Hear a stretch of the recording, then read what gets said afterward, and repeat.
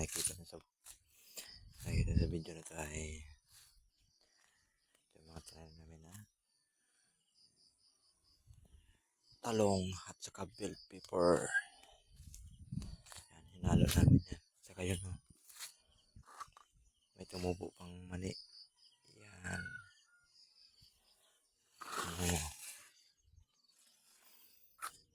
Yan, nabalutan yan yung talong. Yan, mapansin nyo dito.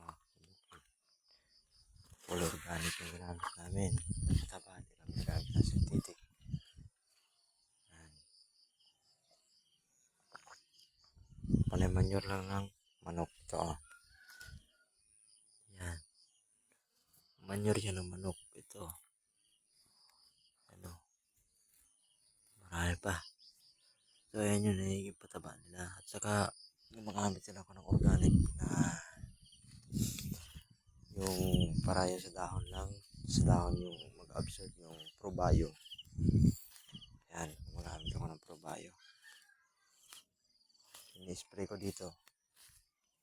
Yan. Ang day interval na every 15 days. So, nakaraan nag-spray tayo.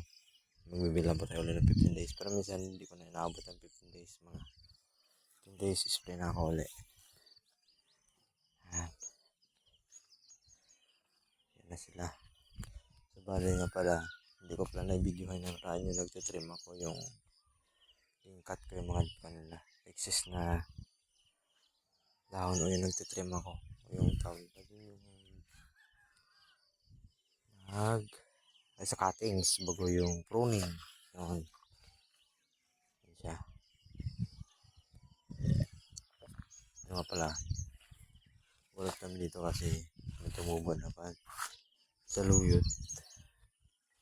Yan. Yung nahalo sa labong. Yan yung taba-taba niya. Bago sa manure na manok. Dami nila natabunan na nila yung sili. Yan. So, asa nga pala mga kabukid.